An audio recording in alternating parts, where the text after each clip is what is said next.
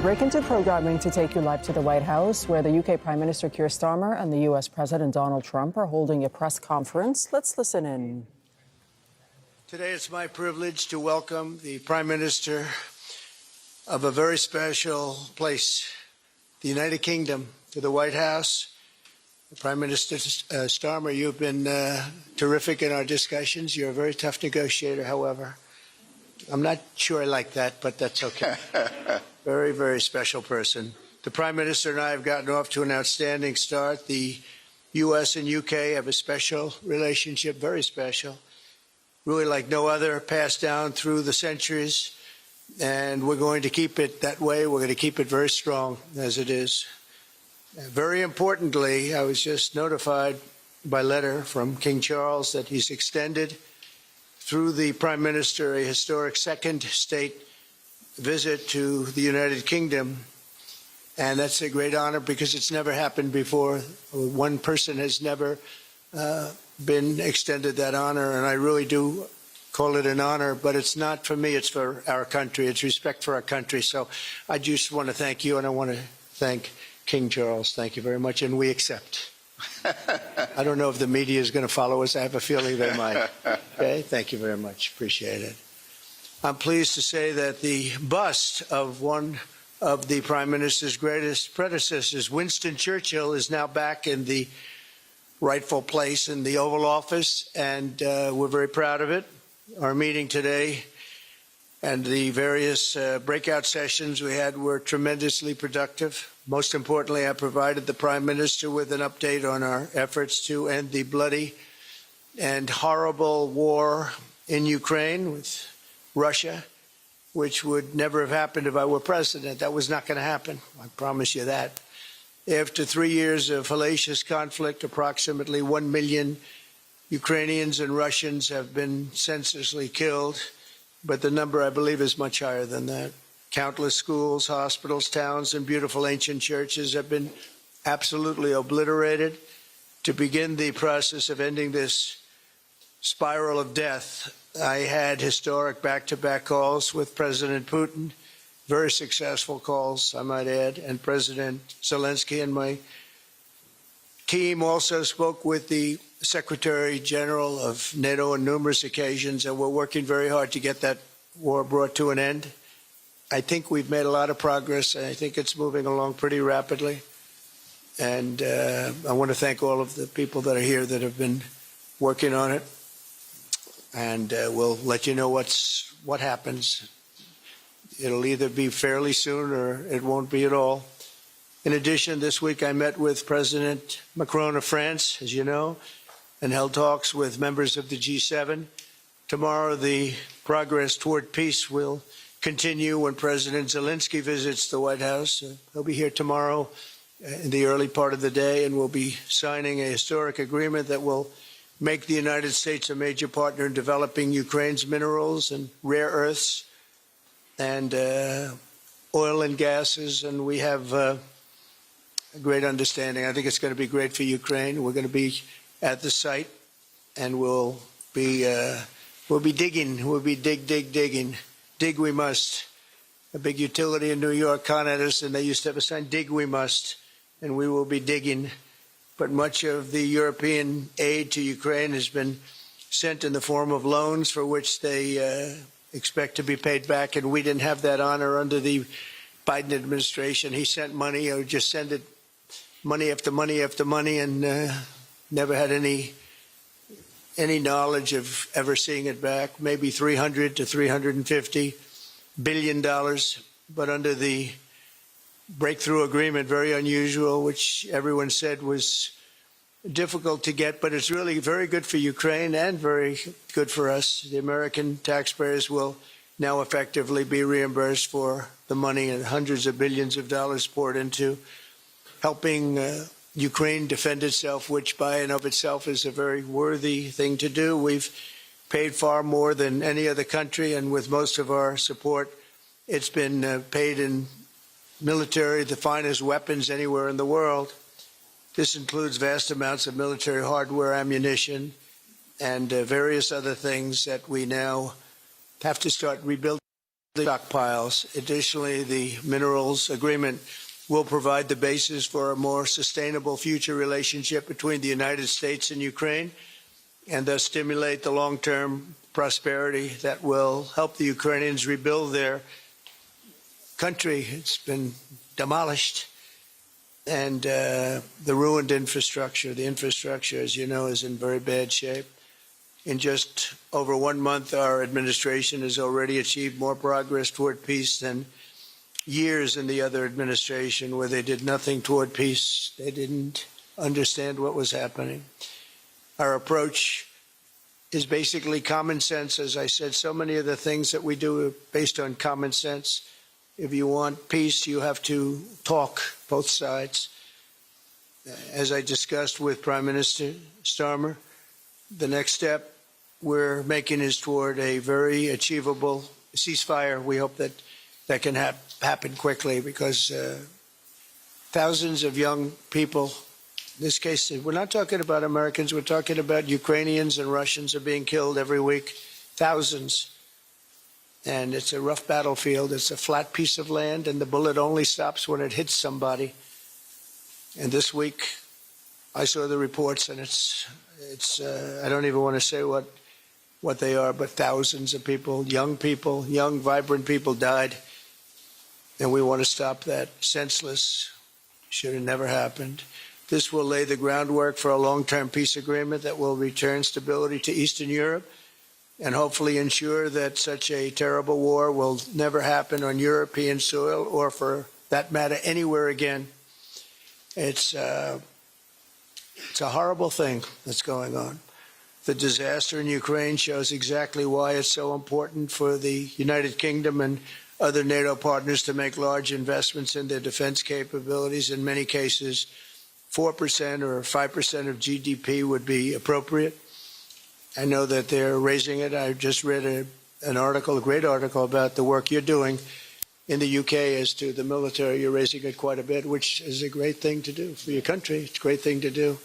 It's sad that we need that, but probably need that. So congratulations on that. I know you got it through. After years of chronic underfunding, there's an urgent need to catch up for some countries. And I want to thank the Prime Minister once again for traveling here today.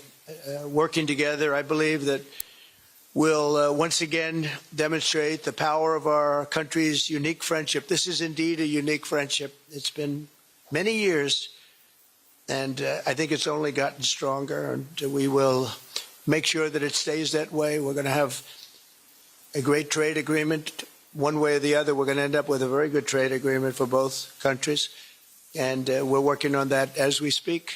I think we'll have the confines. I think we'll have something maybe even in terms of possibilities agreed to very shortly. JD's working on it, Vice President, and Scott, and I'm just looking at this all from Mike. You're going to work on it. Everyone's going to work on it. We'll see if we can do something pretty quickly, but we're going to make some great trade agreements with the UK and with the Prime Minister, and it'll happen very quickly. So I just want to thank you again, and please thank King Charles for the invite, and I look forward to you giving our acceptance on behalf of the United States of America. Thank you very much, sir.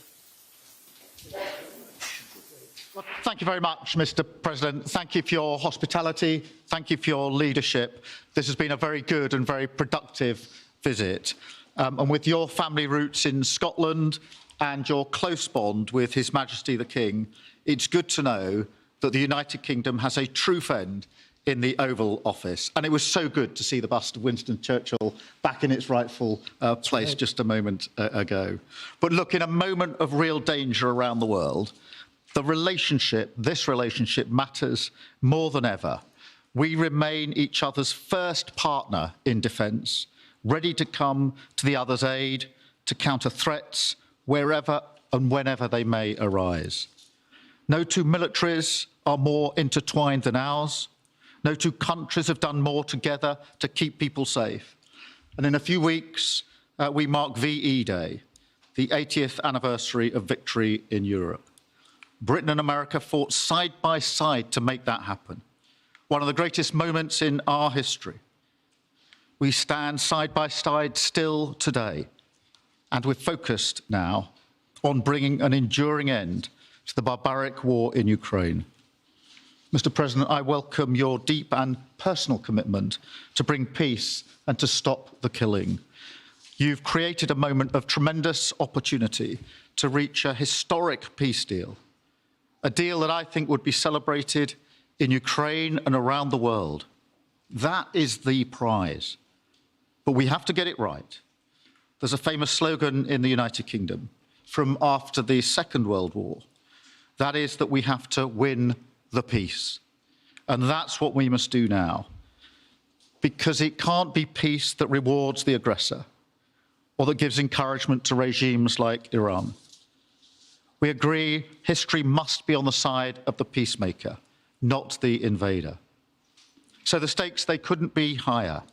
And we're determined to work together to deliver a good deal. We've discussed a plan today to reach a peace that is tough and fair, that Ukraine will help shape, that's backed by strength, to stop Putin coming back for more. I'm working closely with other European leaders on this, and I'm clear that the UK is ready to put boots on the ground and planes in the air to support a deal, working together with our allies, because that is the only way that peace will last. Mr. President, in this new era, you're also right that Europe must step up. And let me tell you now, I see the growing threats we face, and so the UK is all in. This year we'll be giving more military aid to Ukraine than ever, and just this week I've set out how we're shouldering more of the security burden. We're already one of the biggest spenders in NATO, and now we're going much further, delivering Britain's biggest sustained increase in defence spending since the Cold War. This isn't just talk, it's action. Rebalancing the transatlantic alliance, making us all stronger, and standing up for our shared values and shared security, as Britain always has.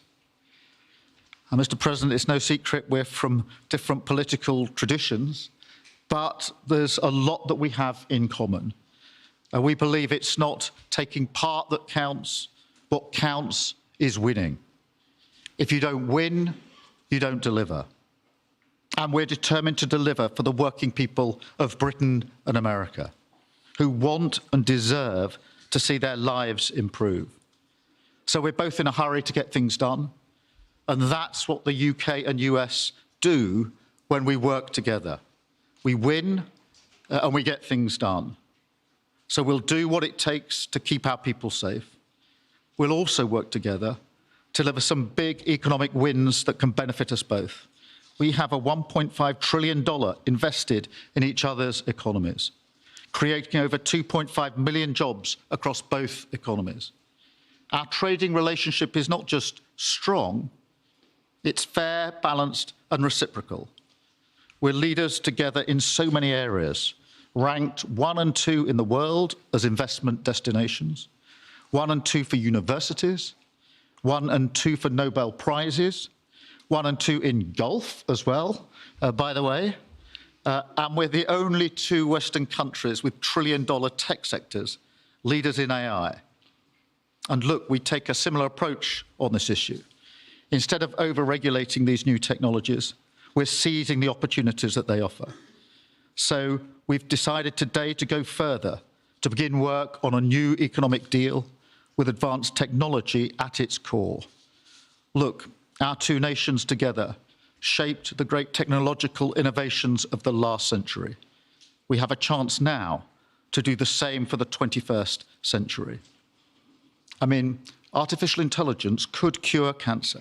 That could be a moonshot for our age. And that's how we'll keep delivering for our people. There are so many opportunities. Keep our nation strong and fulfill the promise of greatness that has always defined this relationship. Finally, to underline the importance of this bond. It was my privilege and honour to bring a letter with me today from His Majesty the King, not only sending his best wishes, but also inviting the President and the First Lady to make a state visit to the United Kingdom, an unprecedented second state visit. This has never happened before.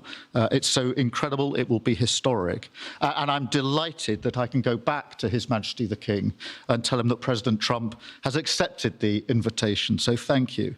Our teams will now work together to set a date, and we look forward to welcome you in the United Kingdom. Thank you once again. Thank you very much. What a beautiful accent. I would have been president 20 years ago if I had that accent. Thank you very much.